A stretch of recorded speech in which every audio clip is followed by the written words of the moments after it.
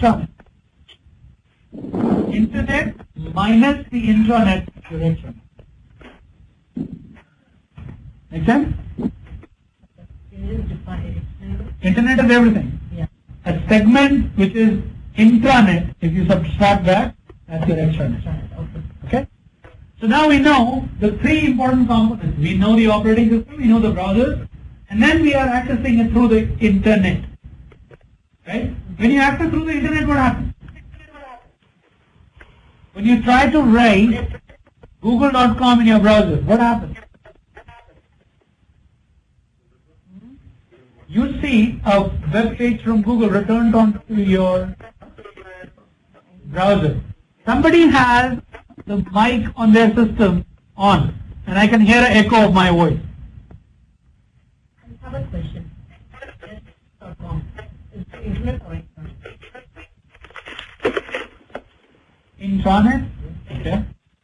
The Netflix.com, if you look at as an entire application, it has two stages.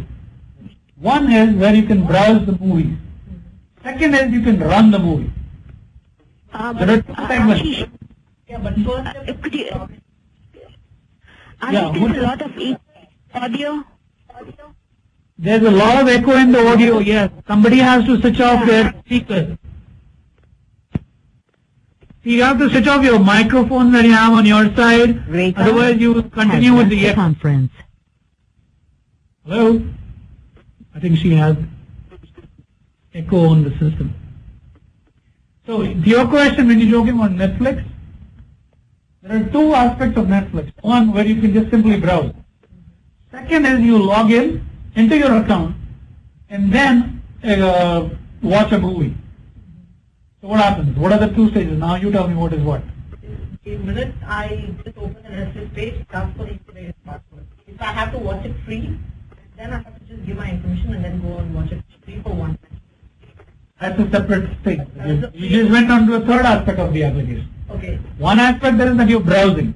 You're just trying to find a movie that you're interested in. Even when I have to browse, I have to first give my username and password for that. I don't know the application, but I'm trying to understand from you what is the application. Okay. So first, when I open this page, I have to give my username and password in order to view the movie list, and also, if I have to watch it also. But the first is to give the username and password. Okay. And once I give it, then I can view the movies and then I can play it. Okay. But I wanted to know what exactly it is. It's the intranet or internet? It's internet. Internet. But It is internet like Citibank, like Bank of America. What happens is you get authenticated on the network, on the internet, and you are able to access your information. Right. But there is a restriction here because it is accessible only for US citizens. I mean, US people who are in US, but it cannot be accessed to any other location. Say, for example, I gave it the username and password details to my sister in US, UK, London, but she wasn't able to access because there is like a restriction, location restriction something. She got the error message. So in that case, it is not an internet, it is not an intranet. What is it? Okay. I'm sorry, Nice try. What happens is, based on your IP, you know what IP is? Yeah. What is it? Yes, There you go. The IP address. The origin of the IP address, they track the origin of the IP address, and based on that, they open access for you to access your account. So if you share your credential, your Netflix user ID and password, with someone who is not from that same IP range, Okay. they'll block it. That's what it is. But still it's internet. It is internet. Yeah. However, if you were a Netflix employee who wants to look at the Netflix repositories within the network, or Netflix Outlook, email, etc., shared components that you have, shared network attached storage, etc., that's a different thing. That's the intranet. Right? Yes. Okay. Hope that makes it clear. Yes. So now what we were looking at is internet and intranet. When you write a name in your browser and up comes a page, you realize how much work the browser and network has done before it delivers that page? We all do not understand that point in time. Let's see what happens. Let's see something very interesting. So what I'm going to do as an exercise here for you is show you some background of what happens when a request is submitted. For example, what is your favorite website, Pravina? Most favorite website? Facebook. Facebook. There you go. So let's say we want to understand when I write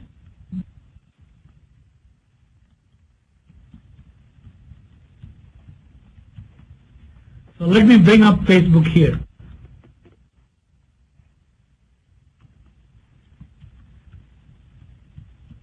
Does everyone do the same thing to access Facebook? They may be doing it on their handheld device. They may be doing on, what are the other options? One is your laptop, desktop, mobile device, iPad, right? Kindle Fire. Anything. But you're still doing something similar to this, right? And when you hit enter, there is some spinning that happens and this page comes up. So this is your user authentication. Get authenticated and go in. Let's try and understand what happens in the background. Everyone loves to drive the car, but nobody has to know what's happening into the engine. Nobody knows what's the cranking horsepower, what's the crankshaft size, what is the piston size. Nobody wants to know that. But nobody has to know that, right? Because the car runs fine. Now, I'm going to take you to the details of some of the aspects that will help you understand. So when I go and execute this on the black screen, now this is the command window where this is the hub on which everything runs. This is the good old Microsoft disk operating system, MS-DOS, in which you're looking at this, right? So in this, if I use a utility called trace route, T-R-A-C-E-R-T, and write the name of the website, see what happens.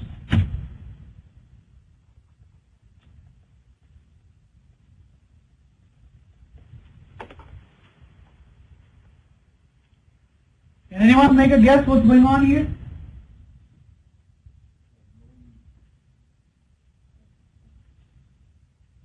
Checking the IP.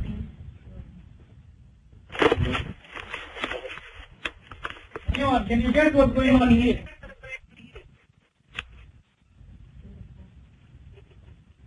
What's happening here is, it starts from the unit from where the request is started, goes on to different areas in the network, which are identified by these IP addresses and names that you're looking at. It goes to multiple locations and finally reaches the destination. Now, let's see what happens here. My system here, from which I executed a command, it hit 192.168.2.1. This is the IP address of my wireless router here. This wireless router receives the request and then forwards it to Optimum Online. Isn't that your experience at home? Because from your home laptop, when you execute something, it goes to your internet service provider, your ISP. Now, when you access your internet service provider, what are the differences? Is there any difference in speed that they offer? Well, I was saying yes. There should be. So what is the difference?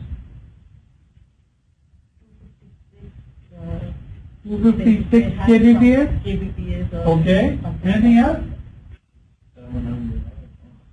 700. Okay. Anyone else? What you and him are talking about is the network bandwidth that is provided by your service provider. So next question that we have is, what are the various types of service providers? Have you heard about Optimum Online? Have you heard about Comcast? Have you heard about RCI? Have you heard about AOL? Have you heard about AT&T? These are all service providers. Verizon is also a service provider. What is the difference in Verizon and AT&T and Comcast? They provide different types of bandwidth with different types of connection. Verizon has DSL. Verizon also has Fios. Right? So now you come to a different type of Rekha Kumar has joined the conference. So everyone on call, are you in line with what I'm talking about? We're talking about different bandwidths that are offered by various service providers. Comcast has cable. Optimum Online also has cable, but they have different options for you to access the internet. because they give you different connection bandwidth, right? Similarly, we want to know that's the next question, what are the various types of bandwidths to get connected to internet. So it's not only just your handheld device that works on 3G or 4G, there is also 4G LTE option for your handheld device. When you're working from home, you have internet service provider, which is a DSL, cable, or Fiber. So we get connected. Now let's go back to this. What are we looking at here? We are looking at the hops that are requests that you started from your browser to reach the destination.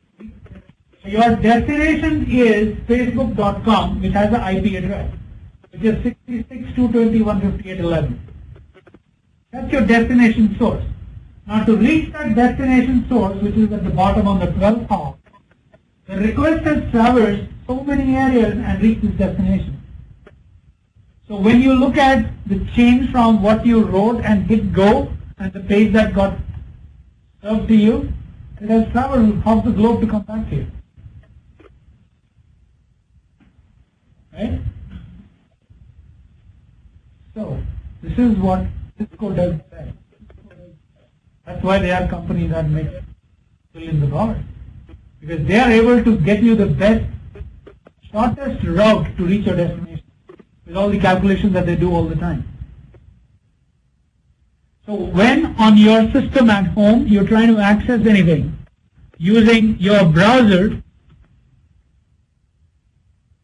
which is internet or intranet, based on the connection bandwidth that you have, you get connected to something called a web server. So when you write facebook.com, you're connecting to the home page of facebook.com website, which is hosting on a web server. So now, what is a web server? The web server is a specialized software sitting on a deep configuration. It has very high configuration. It has better RAM. It has better processing speed. It has better storage. It has better connection to the World Wide Web with a FAT type of T1, T3, or T5, which you will find out when you start looking at information about what are the various types of connection bandwidth. So the web server is hosting that website. Now we go to the question of what are the various types of websites, web servers. So you have Microsoft, Netscape, Apache, Tomcat, etc., etc. There are so many of them. So that's my next question for you. What are the various types of web servers and their versions?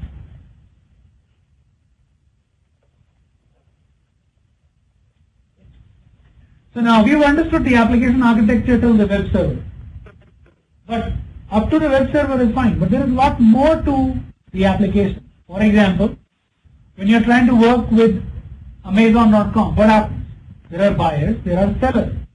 There are Amazon employees who are working on it. Amazon also has to make payments and receive payments.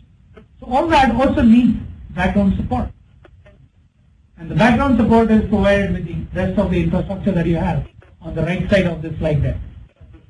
You could be looking at application servers that are utilized in the application architecture.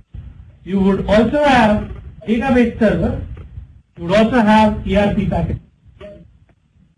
So now when we have a brief idea of the application architecture, now we can understand about quality assurance. So now let's see what is quality assurance. I want some definitions from you. Yes, go ahead. Just a question. Where do we come in? Like a QA analyst will be from the beginning of a particular project, or where will this come? Okay, Pravina has a question, and I want everyone to be attentive and give me a reaction on that. He is asking us a question: the role of QA. Where does it start?